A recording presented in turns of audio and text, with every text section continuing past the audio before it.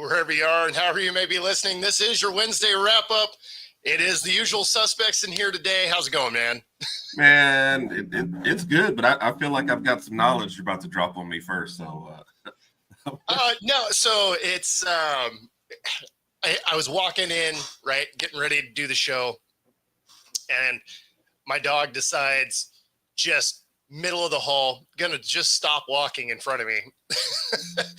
So I immediately dump a bunch of my coffee on her. nice. Which is why I was laughing, because I was like, really? That's what we're doing this morning? So now I'm in there, I'm cleaning up coffee off the floor and off the dog. And I'm just like, man, come on. not how I expected to start this out. So I get it. I mean, funny, but at the same time, you're like, you could have done this 20 minutes ago when I wouldn't be stressed about it. Right. Don't make it into a little comedy sketch right before I've got to get on there. Like, come on. Right? Oh, yeah. No, if there was a camera in the hallway, I would have just been like, yep. So, Raj, hey, it's not 8 p.m. How about that? Wow. So, a lot happened around in the football world, but being the Alabama show that you guys run, who was the kid you're most excited for coming out of your school that got drafted? Honestly, I love where Jahad Campbell ended up. I'd probably say Booker, but I'm not really a Dallas guy. You know what I mean? And I think he'll be a plug and play there for sure. But I love where Campbell ended up. I mean, sometimes it can be daunting, I guess, going to the Super Bowl winner. But I think in this case, Philly has shown, like, look, if you're the rookie or whatever, but you can contribute, we're going to get you out there. They also have a championship pedigree you can kind of learn from. The Kobe Dean injury, if he's not 100%, that means you get a chance to slide in a little earlier. If not, you're playing behind somebody, like I said, has just won a championship and you get to move. So I like that where he went. And then just also kind of watching a couple podcasts and seeing, I like their excitement for him as well. So I think it was a good fit and a great pick. So very happy for him. Well, I mean, you got to be excited about going somewhere that you're immediately in the conversation. Yes. Right.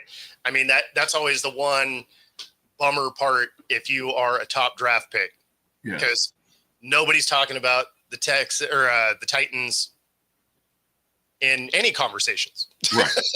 Right. Let alone in Super Bowl kind of conversations. We're like, oh yeah, they're a team, I guess. Yeah, they're still together. So Raj, I'd be happier for Malachi Moore if it wasn't the Jets, and if I ever felt confident in that organization. That's the only thing. So I think Malachi will do well there, but he might just be chilling there for a while. So yeah, I mean, how's it going, Wayne? Especially when you're talking about traditionally dysfunctional franchises. Yeah, it's hard to feel good about guys that are going to any of those, because you're just like, you're probably not gonna win. Right. I mean, your best aspiration is the playoffs, is actually making one. So that's one of those things, like in the back of your mind, if you're drafted to one of those places, you're like, I got drafted. Yeah, basically, yeah. Because to be honest, on that point, you're happy that all your guys got drafted. Everybody that got drafted, and even the undrafted guys have, kind of slotted to teams. But I also want to thank you from Raj and I, man. Thanks for dropping by last night and giving us some knowledge on, the Milroe and the Oots pick to Seattle. That was a great segment. Yeah. Appreciated that. And of course, anybody that's watching that hasn't seen it, definitely check them out. It's the Herb and Raj podcast. You can see them on Tuesday nights, but they're around all the time too. So definitely check it out. Yep. And on that note, Milroe going where he didn't have to start right away and should be no pressure, even if the top guy drops out because of Drew Lock. I said this on numerous shows. Having Drew Lock makes me feel a little bit better. I'm like, what? I'm like, because I don't think what's his name is going to do as well there. Darnold is going to do as well there. Well, of course he did at the last stop, for sure. Yeah. Locke could definitely see some playing time, but you're not going to be pushing Milroe other than a couple package plays. So I do. Yeah, and that honestly is the best thing for him. Yeah. And like I was saying on your show, like he is Anthony Richardson in a way better situation. Yes. Because he gets drafted first off in the 3rd round, so there's no pressure to start him. And then he gets drafted in a situation where he is QB3. Like there's no, it's not like it's a battle for anything. I mean, unless he just absolutely shows out in preseason and stuff. I mean, anything's possible, right? You got Russell Wilson did that to Matt Flynn. So it's entirely possible. Flynn signs a $17 million deal and never took a snap. Right. So it can happen. It's not gonna, but it could. Yeah. My faith in that happening is very, very, very, very low. But yeah, right. Like you're not betting red or black. You're betting the number now. Like you're just like, there's one number on this wheel that's going to get it right for me. And I don't think that's the case, and they don't need it to be the case. Right. So it's not like they're pushing their chips to the middle and hoping, right? They're just like, yeah, okay, cool, we got you, but we got you over there because we got a couple of dudes in front of you. Drew Lock, we know, can play. And Darnold, fantastic year last year, but he's going into a situation where the offensive line isn't as good. Right. Now, they made some moves in the offseason. Obviously, they get a much-needed guard in the draft in the 1st round. And so the situation is going to be better, right? That offensive line is definitely going to be better. But, I don't know. The Seahawks will be an interesting squad to watch. Right. Not just because I'm a fan, but they're going to be interesting because they retooled so much of this offense. Right. The defense, they already did that last year where they had a lot of 1-year guys and they started to plug and play pieces to try and figure it out. And then now they've done that with the offensive side. Right. So we'll see what they are.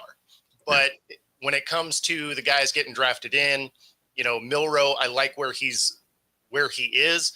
I don't love him as a prospect, though, because although similar to Anthony Richardson, the athletic upside is awesome, right? Like he's fast, he can move around, he's a bigger dude, like all of that's great.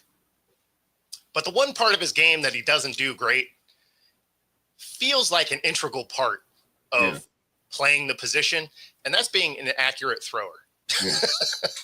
Now, because he doesn't have to play, obviously, he can work on mechanics and stuff like that. But at the same time, I always struggle with drafting guys that don't throw well. And maybe the talent becomes a Lamar where his ability to throw just really came on, right? Like when he got drafted, you didn't say a lot about his ability to throw, right? Most people are like, oh, he's a running back that plays quarterback.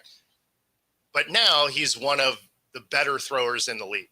Right. So, I mean, I guess that would be your ceiling expectation is like, not that he's as athletic as Lamar. Nobody is. No. But if you're looking at his ceiling of being able to throw similar to Lamar, that's a franchise guy. Yeah. Yeah. I see that. But like you said, I felt like Lamar always had a little bit better on the intermediates than Milroe. And to be honest, like the pocket presence, when Lamar scrambles, his eyes are still downfield. It's not an either or kind of situation. It is I'm going to take off and run, but I'm going to give my guys a chance first, and let's be honest, they built that offense around running. So it's not like he was looking for a whole lot of guys downfield for the most part. He was like, where's Andrews? No, okay. Is Andrews really covered? No, okay.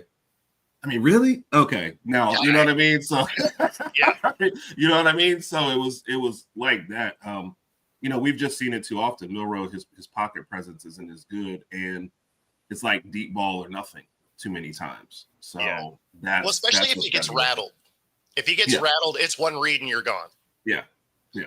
So that's where it's a little bit funny because that's what reminds me of Sam Howell, who they just sent to the Vikings. Yeah. As soon as you plant him on the ground once or twice, all of a sudden he is a one-read dude and he is scrambling. So those are the types of but those are all coachable things, right? Like they're the things that worry me a little bit, but those are coaching things. So it's not like there is, incredibly bad mechanics he has to overcome. it's an inaccuracy thing. Well, that you can coach, right? Yeah. And even mechanics you can to a degree, but some people just have a throwing motion that they have.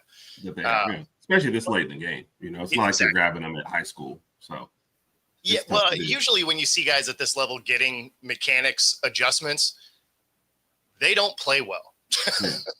Yeah. They end up throwing a lot of picks. The delivery's slow. And that's one thing at least you can say about him. He doesn't have a slow delivery, right? When he does wind up to throw, he does get it out. Yep. I agree. But we saw too much of that. The rattled early. I hate to say this, but you kind of knew in a lot of our games, first quarter, what was going to happen. Yeah. Oh, hey, good drives, first quarter, going to be a good game. Yeah. Oh, crap. 3 and out. You got hit. Bad run. It was like you're just watching the next 3 quarters of nothing. It was just maddening. It was really an all or nothing. When he was on, like you see why he got drafted. And then when it was off, you were like, yeah, he's never going to get drafted. You know what I mean? So, I thought third round was appropriate. And I think he learned from Anthony Richardson, kind of like you said. Yeah. No, and that's exactly where I thought he would be. Like, I thought he was a third round guy. Yeah. The only guy that I think really there's 2 guys that I think got drafted in a different spot than where I thought they'd go. One, I didn't see Dart in the first round. I didn't see him as a first round talent. I know there was a lot of talk about him being there, but I thought he was a second rounder at best. Same. And then obviously Shedeur, everybody had him slotted as a first rounder for some reason. I had him as a second. He was probably still the best quarterback the second best quarterback in this draft. Right. So I didn't see the people getting in front of him. No, now I had him as a second round talent, but there was a lot of linemen and teams needed him. Right. Yeah. So it wasn't outside the realm of possibility to see him drop into the third. Right. But I thought he was the second guy coming off the board. So for him to be in the 5th round, 5th guy off, second on his own team. Right. And that's the part that's even crazier, right? Is they grab Gabriel, who actually does fit their system a little better than the way Shedeur plays. Which is why there's so much speculation that it's the ownership that are like, hey, you got to go get this guy. And as a 5th rounder, he probably is value, right? But I just feel like you draft Shedeur because of the noise that comes with him. It's like having Cam Newton as a backup. Anytime anything happens, there's going to be tons of pressure to get him out there. Yep. And it just – I can see why as he continued to slide, more teams pulled him off their board. Yeah.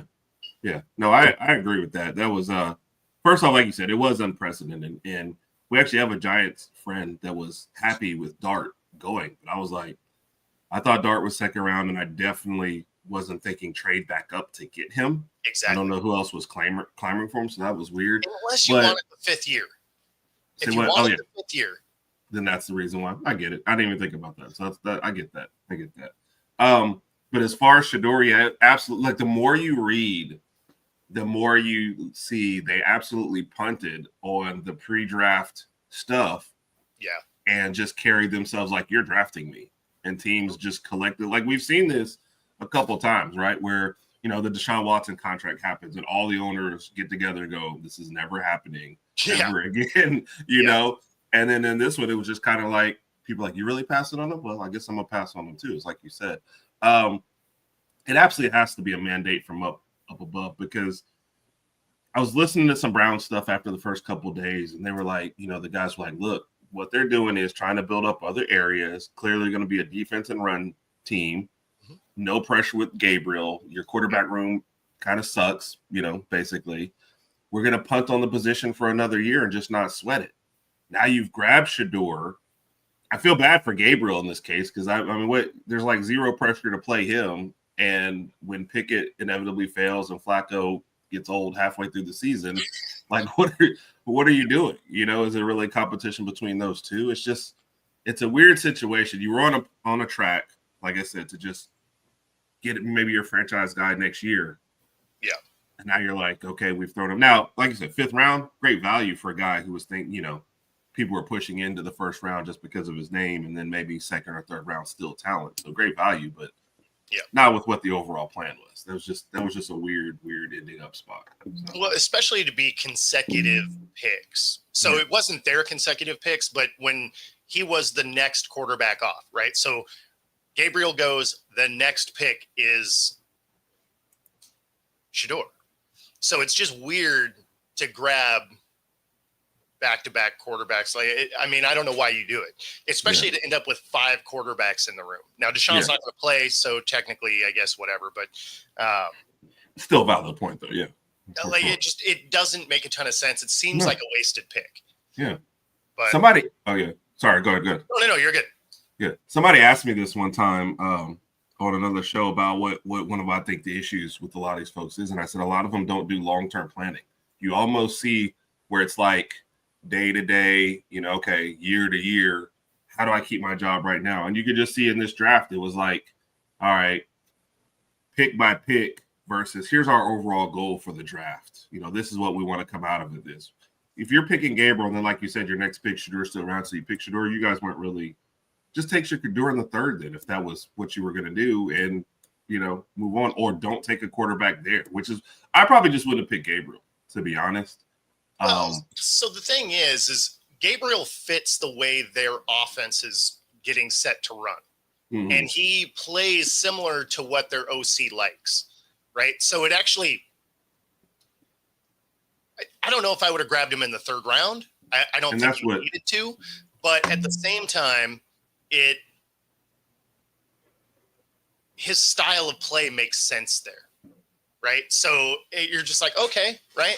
And then I do think there was pressure from ownership to go grab this guy. And the reason I say that is this video clip right here of them in the press conference after drafting him. And you can see they're just exuding confidence and excitement about this pick. Solid prospect at the most important position. We felt like it got to a point where he was probably mispriced, relative to the draft. Really the acquisition cost was pretty light, and it's a guy that we think can outproduce his draft slot. So I wouldn't say it's any more than that. Mary Kay, I think obviously Shedeur has kind of grown up in the spotlight. But, our expectation is for him to come in here and work and compete. Nothing's been promised. Nothing will be given. So, I may, hesitate to characterize it as a blockbuster. That's not necessarily how we thought of the transaction. But we are excited to work with him. Felt like he. So not exactly, popping off with excitement here. Is this like, yeah, it was a good transaction. Values, good, whatever. I don't know. We're excited to work with him. Yeah. Like that is the least enthusiastic GM. Yeah, exactly. The transaction. They're just like, he was cheap in the 5th round. I don't know. Maybe he turns into something. At the same time, it's the Browns. So realistically, they have 5 quarterbacks, and they're going to find a way to fumble the bag anyway. They're absolutely. And to the point that you're just making there too, there was like no buzz on Gabriel, undersized guy. Not a lot of teams were going after him. No other quarterbacks were taking him. I just feel like he would have been around later anyway. So it didn't make sense to jump the gun on him as a third. He was never even looked at as a third. And then you grab him. Yeah. And then, like I said, you grab Shedeur. Like it just, again, it's the whole nobody has a plan. If the ownership was going to call in and say, hey, we want Sanders now that it's fallen like to the third, then just don't take Gabriel and take Sanders, But why put Gabriel in this spot? So because if there's pressure to draft him, I feel like there's going to be pressure to play him when everything else falls apart. Well, that's the problem. Right. And that's why I made the Cam Newton comparison. Exactly. It's why he could never be a backup, right? Is because every time there's any hiccup on offense, there's going to be pressure from the outside because he makes so much noise that they're like, oh, you got to play him. You got to put him in and whatever. And it's like, you watched at the end of his career, like he wasn't good anymore. And so, but every time he was on a roster, people are like, you got to put him in. It's just like, well, at some point, as a GM organization, however you want to look at it, you don't need that distraction also. What's up with you two and Dylan Gabriel? So she's an Oregon fan. Ah, okay. Sorry. She's an Oregon fan. And so, yeah. He was not a first rounder, though. Third round, I felt like was the top end of where I thought he'd go. I did think he was probably a fourth rounder, but I wasn't mad at him being in the third round. You know, he does have talent. And then because of where he was going and the offense that they're looking to run, he actually would have fit that fairly well. But for them to then go grab Sanders, like it just seems like the most convoluted setup ever. But then you're like, oh yeah, but it's the Browns. So yeah. Yeah. And the other thing is like, where does Pickett really fit in? Which he doesn't. Like when Flacco inevitably goes bad, wouldn't you rather throw a Gabriel or a Sanders out there? Like, are we really giving Pickett his third or fourth shot out here? Like, Pickett's what's the point? You know it's not. Pickett's going to get a shot because he probably legitimately wins the quarterback 2 position. Yeah. Especially when you got 5 QBs. When you're talking about Gabriel and Sanders, you're talking like 4th team reps. I mean, you're not exactly getting great play time to try and win a role. Right. So, I mean, especially when you look at the rest of the Browns roster, the Browns are actually not as bad of a team as their record would continuously show. Like, they actually have a nice team. Yeah. Right. They've built some good pieces as far as run game, you know, maybe another wide receiver. Defense has been solid. They're just the Browns. So they fumble the most important position over and over. Yeah, I mean, the best thing is they get to add like 4 more name placards to their 40 name long jersey. But yeah, I mean, that's the thing, right? Is they keep messing up the most important position on the field. And so saying that is the only way grabbing 2 quarterbacks makes sense, because then they're like, you know what? We probably guessed wrong on one of them, but we probably didn't guess wrong on all of them. Yes. But your best point in there, if you are going to grab 2, Sanders cannot be the second one. Okay, you had to grab somebody else in that, because look, Deion's going to get asked about it every week. Deion's not holding back, right? Yeah. Sanders camp, they probably had a podcast it's going to come up on. If you do not play Sanders when the first 2 guys go bad, you've put way too much pressure on Dylan Gabriel. A third rounder's not supposed to have that much pressure, right? No, for sure. If Milroe hits the field in Seattle this next year, you're like, look, that's just because Locke got hurt and Darnold got out there and he's out there too early. There should be no pressure on that guy, right? Yeah. But now you put pressure on Gabriel if he wins the QB3 spot and has to get out there through no fault of his own, because the guy behind him, everybody is just yapping and chirping and talking. Like, that's not fair to him. But I do want to say this. When Pickett gets pulled, I want the manager to come out like it was baseball and have to throw up which hand he's going to. If he's going to Gabriel, that would be funny. Sanders. That's what I want to do to go the bid. Sanders, no, give me Gabriel. We're switching up here. That's what I want. That's the only thing that I want to see. Other than that, none of this makes sense. No, that would be great. I mean, they're not going to carry four quarterbacks though, so somebody is going to fall to the wayside before the season. Pickett, or is it Flacco? Yeah. Right? I mean, Flacco is 800 years old in football years, so it's you got to cut the guy with 0 future for you, right? You would think so, except he's probably the best guy to teach the 2 guys you just drafted. True. I don't know how much I want Pickett teaching my guys, you know? So don't do that. And don't do that. That guy's wearing a different color and I threw it to him. I don't think we're supposed to do that. Yeah. You know, it also makes me wonder if they are going to potentially move one of those guys. Yeah. Right? Especially Sanders. I could see a situation where the Browns are like, look, we spent a 5th on him. If he looks decent, right? It doesn't even have to look great, but if he looks decent, if he looks like he can command the offense, then I could see somebody like shooting a fourth or a third, maybe like a conditional or something. Yeah, that's exactly right. The Browns are going to Brown.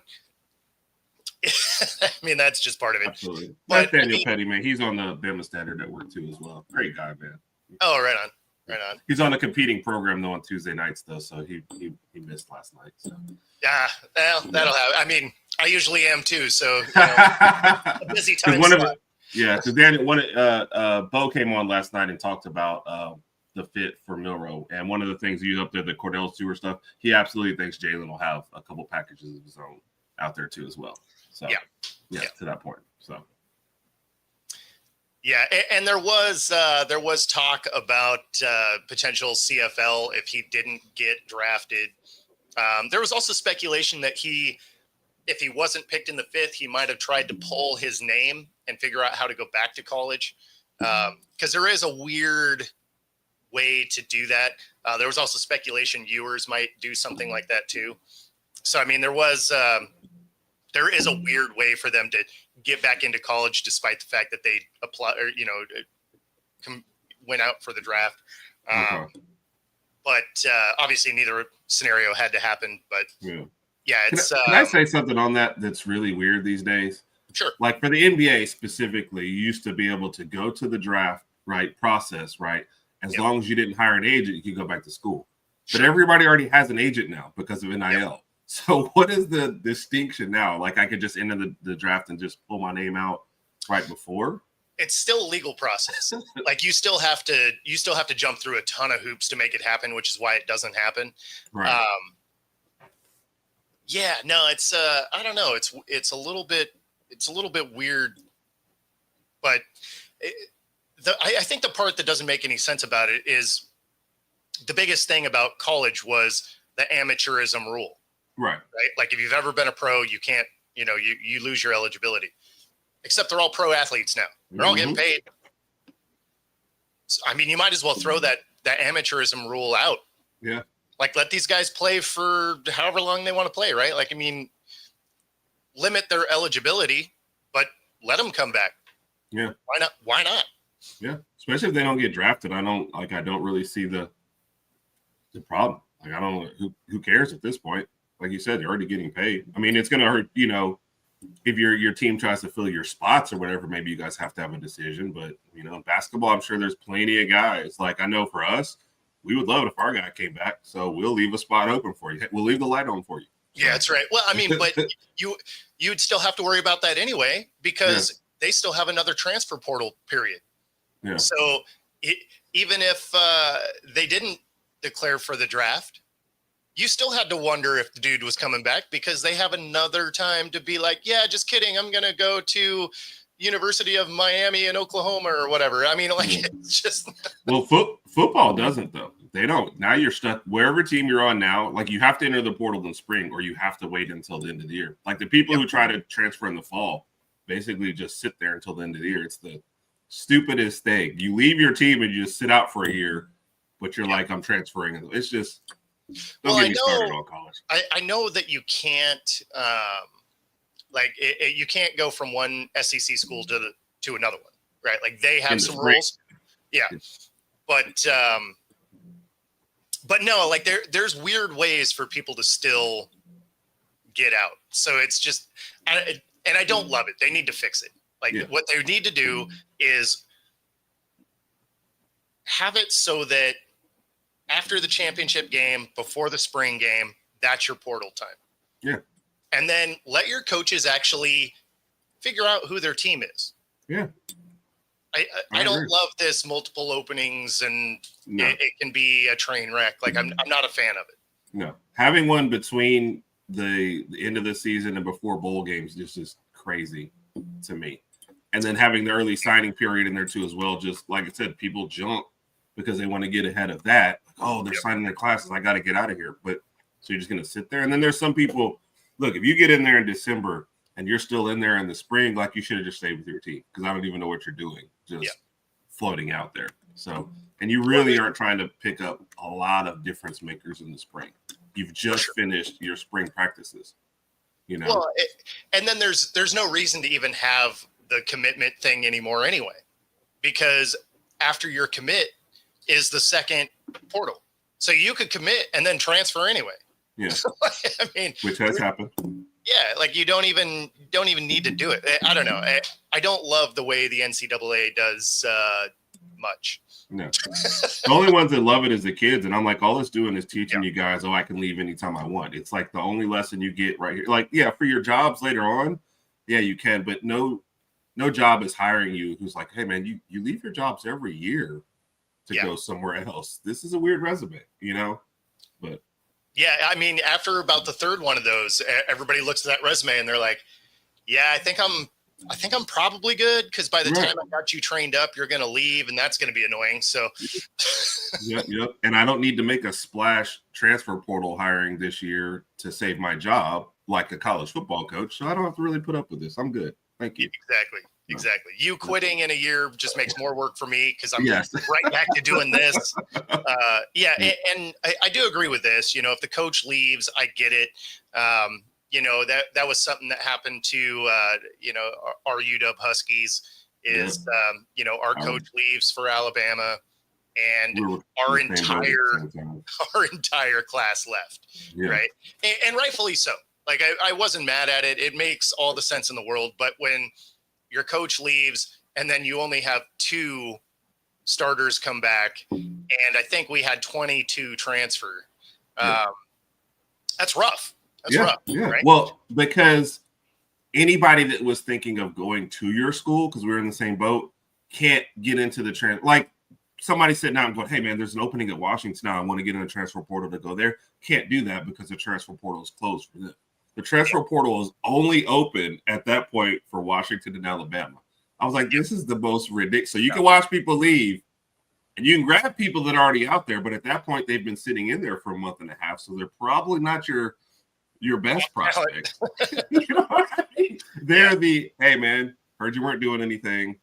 Do you want to, you know, come on over sort of situation? So it's the bad news bears. Yes. You want to play football? No. Do you like football? No. Perfect. You can play for my team. That's, that is pretty much the case. Yeah, I don't really get that, right? Where it is selective, because then you can't go get anybody. Now, in a scenario like that, I don't know how many people would really come from another program anyway, but I think we would have got somebody. Right. Now, right. But there's an opportunity, though, and a lot of these guys don't care about where they go. They care about the opportunity. And you would have been Washington moving into the Big Ten. That's an opportunity. I can see some guys going, hey, I can start there next year. Yeah. That's all I want. A chance to start a little NIL. I could have seen them grabbing some fringe guys, you know? So. I mean, and they reloaded about as well as you could. Oh, yeah. I mean, for them to make a bowl game, bowl eligible, was amazing, because that's not where I had them. Like, I was just like, oh yeah, they're a 5-win team. Yeah. No, I thought they did an excellent job. So it's and I agree with Petty. Like, there was nobody at Alabama that was rooting for Washington's downfall. Man, I've liked Washington. I was rooting for them last year. You know, I picked them to win. Yep. I hated that. You know, obviously we love DeBoer, but I didn't like the way it. You know, not that anything went. You know, hey, if you have a chance to move, you move. Like, it's just kind of what. It's not like it was toxic or anything. Like, there was nothing. There was nothing bad about it. And he was upfront about the process. Right. So it's not like he was hiding it or anything like that. Like, it was about as good as the situation could be. Right. Like you weren't mad at it. You're just like, yeah, I mean, you're going to one of the most storied franchises, you know, in college football. It's like, yeah, I mean, okay, like, I can get into that. Yeah. And, you know, he was just like, yeah, we're going to go. And, you know, we had a great season here and whatever. And you're just like, okay, I mean, I get it. Right. Like, if I was working for a company and someone was like, hey, we're going to give you 50% more money, I'd be like, yeah, deuces, guys. Like, love you guys. You know, we'll have a meeting. We'll talk. Let's we're still going to do, you know, lunch and have beers and whatever. But there's There's money over here. Yes. Yes. Which, by the way, can I tell this? Every college kid that enters the transfer portal, can we stop with the little, post, hey, I love you guys. I'll always cherish my time here. Having said that, I mentioned if you're going to transfer portal, just go. Don't care about your announcement. Don't care that you'll miss us and you always love us here. Just go. Okay. Yeah, no, they treat it like a NFL retirement. Yes. Just go. Yeah. So, hey, Now, 2 questions on the Browns real quick in there. The Browns declined Pickett's 5th-year option, which was probably a given, but he's still there this year. And I think Jerry Jeudy, Rod, is going to catch passes from 4 different guys this year somehow. So the chances of getting to 1,000 yards is going to be tough. They drafted 2 running backs. They're going to do a lot of running, a lot of punting, a lot of defense. That feels like a fantasy football question. It definitely is. My favorite thing about talking NFL with Raj during the fall is, I'm kind of rooting for Sanchez this week. He's on my fantasy team.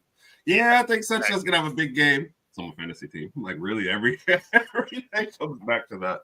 That makes sense. Ask Raj who won last year, though. Hey, Raj, I forget. Who won our fantasy league last year? Escapes my mind. Man. Yeah, I don't know, man. It's going to be interesting to see the Browns. Only because the team shouldn't be as bad as they are. Right. I agree. Yeah, I don't know. As far as 1,000-yard receiver, you're going to have at least 2 quarterbacks throw. Minimum. Right? Probably 3. Because Flacco's not going to start all year. Like, you can already assume that. Pickett is going to get a start. Yep. At least one. And then one of these 2 kids is going to get a shot. I mean, I still think one of them doesn't end up on the roster. Like, one of those guys isn't on the roster because you're not carrying 4. Yep. So then is it Flacco? I mean, it makes sense, kind of. Pickett. I mean, if your goal was to go get one of these quarterbacks, I don't know why you brought him in anyway. Yeah. No long-term plan whatsoever. You had to have known going into this draft, you could easily pick up a quarterback in the 3rd or 4th round. Easily. Oh, yeah. There was going to be some people there without having to make any work. So, I mean, the thing that's funny is there is a very real scenario that's what happens, right? No. Well, no, there is because of how cheap he was. No, what I'm saying no is because I think you made a great point that ownership mandated this pick instead of the GM or the coach. Sure. If that's the case, he's going to have to kill somebody in practice to pick up from this team. Or I just feel like if they were made to draft him, then they're going to be made to keep him on the team. That's the only reason why. So it has nothing to do with on the field and me just talking about off the field, period. So that's why I say no. The only reason, and I agree with this to a degree. I agree with all of that. I would not want him as my 4th guy, period. I think the scenario where him getting a package to go somewhere else comes into play is the fact that he does have a slow release. Yeah. And if guys are getting to him in practice, now obviously they're not going to light him up, right? It's practice. They're not allowed to hit the quarterback. But if guys are getting to him because he's not getting the ball out, that's a scenario where you're like, hey, you know what? Maybe we don't have the time to develop you when we're looking at Gabriel, who does have a quicker release, because our team is set up to go win games now. It's not like we're not the Titans where we need everything. And so we have some time for our guy to get up to speed and, we can work on his delivery and all of that, right? Because the Titans are bad. Right. So this is a Browns team that can win games. So then all of a sudden you're like, okay, well, do we want to start with a guy that we have to elevate elements of his game to be able to get there? Right. And I don't know how patient you're going to be, because the problem with your team being ready to go is you only get a few years of that.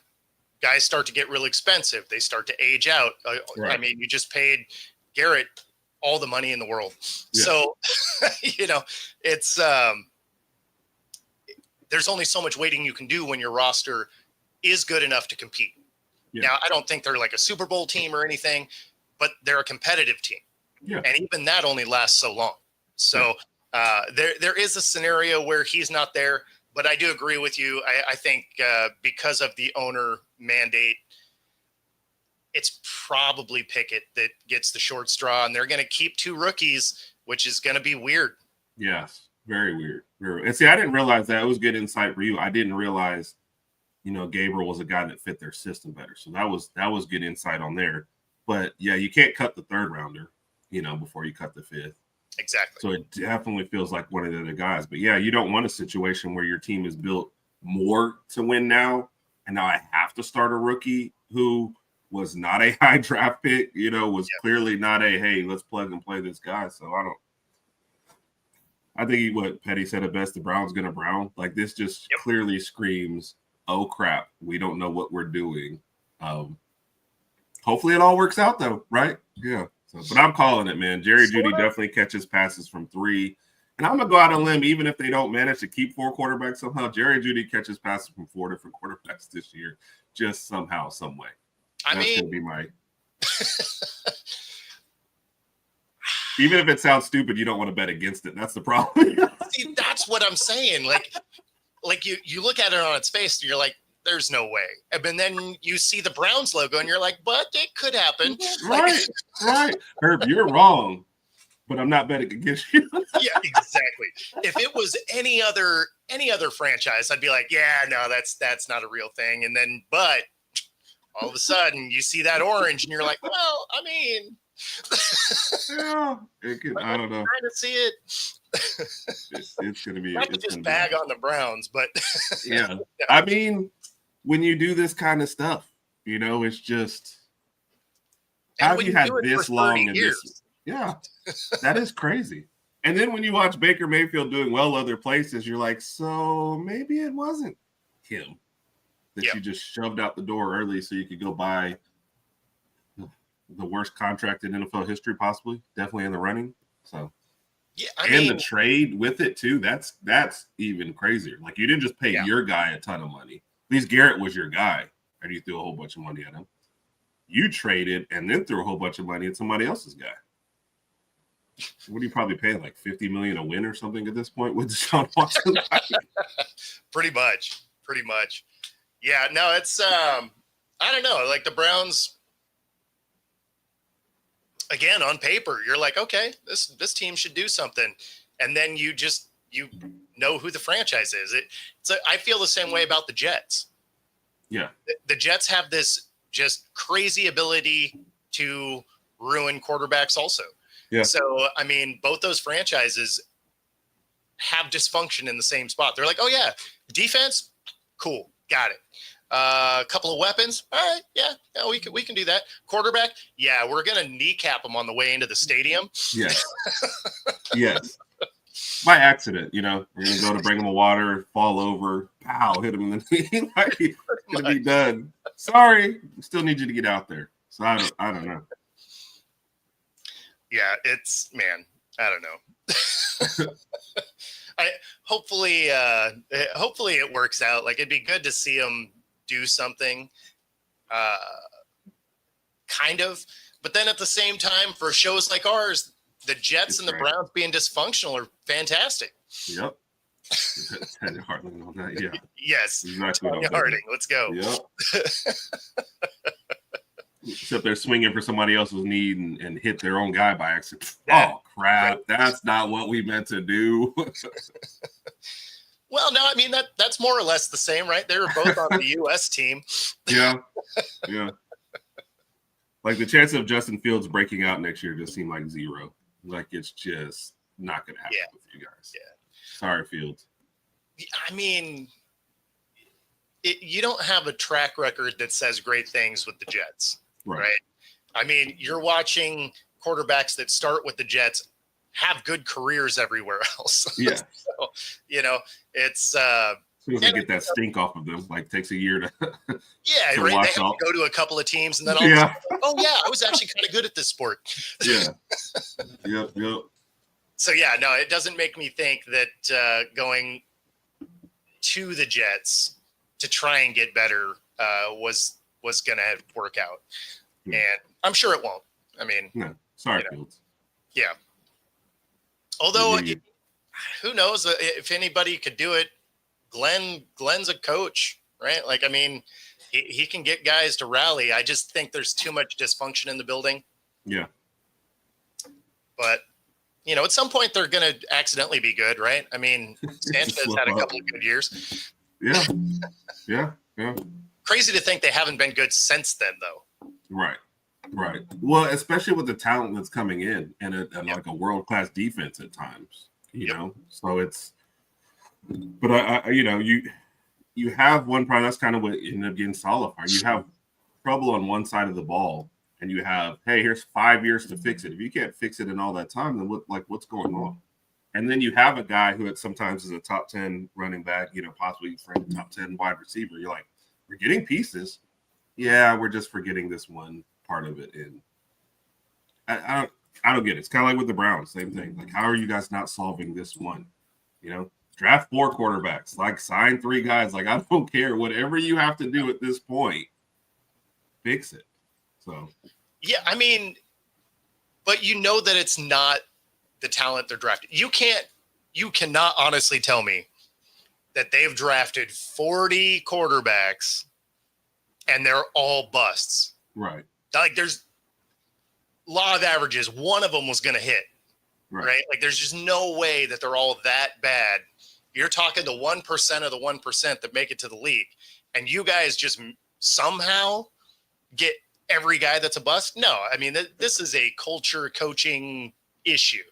So I don't know if it matters how many guys you get. You're right. If you just ruin talent, it just is what it is. Is there somebody in the building that's just been sabotaging everything? You're like, are we going to find out there's a supervillain behind it at some point? Or Absolutely. At least then it would make sense. Oh, that guy was pulling the strings. It's actually the Ravens. I mean, I'd be down with that. At least I'd know. I feel like it has to be the Browns. I mean, I get. Well, I mean, I actually don't know if they're not an option, but the Browns feel like the team it should be. Yeah. Because that seems like a disaster. But if it's not them, I think it has to be the other team that has a weird quarterback situation, which is the Colts. Because you got Richardson, you got Daniel Jones, and who did they just draft? I had it up here too. I'm mind blanking who they just drafted. Riley Leonard. Yeah, there we go. Got the beards in the house. So yeah, Leonard goes there from Notre Dame, right? They had a great season. He played well, especially in the playoffs. So, right. But all guys who are kind of known more for running than throwing at times. Like, yeah. In fact, in that scenario, Daniel Jones is probably the best thrower of the ball. What are you doing, Bo? What are you doing? No, like it felt weird coming out of my face. But, are you feeling okay? All right, everybody, somebody get Bo a little more coffee. Right? It is empty, so that's a problem. There you go. No, that makes sense. It's funny because out of those guys, right, like Richardson has shown that he's not a great thrower of the ball, and they put him in a scenario where he hasn't had time to develop that, right? In fact, because he has a little bit of a run first thought process, he actually kind of runs out of a good pocket, which is why some of the guys that have, the older guys that have been there have had more success because they'll actually just stand in there and use the pocket the way it's supposed to be. Right. So that's something that Daniel Jones will do because if we've learned anything about him from the Giants, he's not afraid to get hit. Yeah. Right. Which is good because he got hit nonstop. Yeah. But he got used to that. And then you have Riley Leonard, who isn't going to be ready to go. right? Like he's probably a little bit of a project.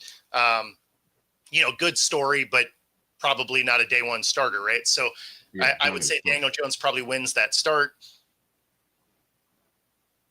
But that seems like it's going to be a chaotic room. So I could see Hard Knocks targeting that one. Yeah. Because you, like I said, Daniel Jones could win it, but you're in a position where you still kind of need to know what you have with Anthony Richardson. Exactly. So there's going to be a lot of pressure to still put him out there. And Riley Leonard, the biggest drive they had against Ohio State, like he was exhausted because they were running the whole way down there. I don't even know if he threw the ball. So, I mean, I don't know that he's going to be able to do that since they're on different teams, man. So actually, that one's a little bit interesting too, right? Is Miami, because you have Tua, they go and get Zach Wilson, and then they get you. Super excited about that. Yep, and then yours. And the Ewers signing was curious because they have a guy that routinely gets hurt. Yep. And then they go draft a guy who routinely gets hurt. Yep. Which, I mean, and it's not a knock on Ewers so much. I mean, because he throws the ball well, he makes good decisions generally. When he has a bad day, he has a bad day. Yeah. But when you're thinking of Ewers and Zach Wilson, this is another one that's going to feel weird to say. Zach probably wins the that QB2 role. Yeah. And wins. We're going to put it in wins. Yeah, right. But at the same time, he was drafted by the Jets. He's had another stop, so maybe he follows that same trajectory where he's not terrible. Yeah. Right. Check him when he walks through the door. Have you washed all the Jets off you? All the Jets. We're going to scan you. Okay. Right. The They got a Jets are fire gone. truck just posted up. Yeah, I mean, it's just he's weird. followed that same path that Darnold and Geno did. So there's a shot. Howard actually would have been a great pick for you guys. Agreed. I really liked them for the Steelers. Yeah. Howard for the Steelers is the size guy that they like. Yeah. Right? Like he's a bigger dude. He's athletic, throws a good ball. I actually really liked that pickup for them. But somehow I still think they're going to mess it up and find a way to get Rodgers in the building and make it chaos. And if they do that, that seems like a good Hard Knocks also. Yeah. And that was my choice. If they do get him in there, that'd be great. Or if they don't, and they've got a rookie quarterback who's 6'4", throw into Pickens and DK, and they're getting mad, that's another great Hard Knocks. So just that's why I was thinking they would be great, right? Especially if Rodgers in there, he's like, I want you right here, and you're talking to two receivers that are never going to be right there. No, so you're just like, he's like, I just throw it out there, like, you want me there, but I was over there. Yeah, exactly. Yeah, no. Again, the only reason to have Hard Knocks is to watch dysfunction and chaos. Yes. Right. Like that's why they put it on the show. It's why they always pick bad teams. You never get to see them do Kansas City or, the Eagles now or, anything like that. You're just like, okay, well, let's see what a good franchise looks like. Why do we got to look at this dumpster fire every single time? Yep. And I know Rodgers, for instance, one of his plans for this draft, he laid it out. He was like, defense, third, fourth round, draft a quarterback that fits. And they just kind of ignored that, like I said, with the Ewers pick. Not even just the fact that he's got injured. It's almost like his skills are declining like every single year. He's just been just slightly worse. The injuries are taking a toll. Getting hurt every single year. Yeah, I mean, arm strength going down, different stuff like that. So I agree with y'all. Will Howard would be fine. I'd even been fine with Curtis York out of Indiana because I'm looking at that. He was drafted in the 7th round as well. It is also weird. A Montana State quarterback and a North Dakota State quarterback got drafted before Ewers to Miami. Everybody was like, yeah, it's almost like they just said, oh, he's still on the board. I mean, sure, why not? But I would have got something different in that quarterback room. Yeah. I mean, for a 7th rounder, Ewers is a good value because he can throw the ball, right? And he does make good decisions most of the time. So, like, I get taking a flyer on him. I think you could have got him as an undrafted free agent, though. Yeah. Not that so at that point. Not that it's a price difference, really, right? Like being late in the 7th round and being an undrafted, I think is a difference of like $30,000 or something. Like it's, and in all scenarios, it's a 4-year contract, so it's not like it really changes much. But yeah, I don't know. Some of these are weird. That was like the Jags moving up. I know we only have a couple of minutes left, but the Jags moving up to get Hunter. I was like, okay, all right. You know, you're making a little bit of a splash here, which is cool. And then, you know, so I'm thinking, okay, we're going to use him as defense, throw some offensive packages. Cause you know, the one thing with the Jags is they don't have a great defense. And then you listen to Cohen and he's like, oh yeah, he's going to be on offense. I'm just like, do you realize you play like there's 2 sides of football and one of them actually is kind of important. Right. And it's not like you get to play him both sides, right? He's not going to survive 150 snaps a game. So you're going to give him a dedicated side and then give him packages on the other. I just thought he was better as a corner than a wide receiver. I thought he survived as a wide receiver at Colorado because they were throwing all the time. They had zero running game. But I would definitely have put him on the other side. So I don't know. Yeah, when they moved up, I didn't see that. And then wide receiver. But you hear all the like, oh, he's going to be no, he wasn't even the best wide receiver. He wasn't close to the best wide receiver in his class. You know, I think a couple guys just got robbed, but no, he wasn't anywhere close to any of the leaderboards. So I don't, no offense up, but I think he's just much better as a corner. And that's where I would focus. So, and it's funny because I keep hearing, receiver comps of he can be Justin Jefferson. I'm like, he doesn't. Like he's good, but he doesn't run routes like that. No. And then people are like, oh, he could be the best corner in the league. The thing that's funny is my comp for him is like a Champ Bailey, right? He can lock you down one-on-one, but plays really good zone also. Like he's a good all-around corner, but he's not like a Revis where he's going to lock everybody down or, like he plays all of the roles within the defense the way he's supposed to.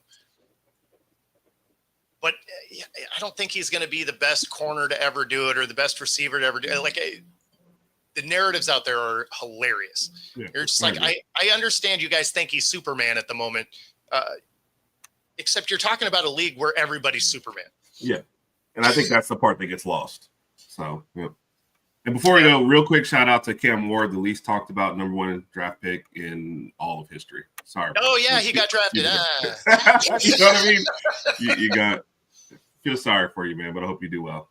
Well, except he won't, that's why nobody's talking about him because you're like, oh yeah, first overall pick, awesome. Where'd you go? Titans. Oh well, I mean, okay, up top, I guess. Like, good luck to you.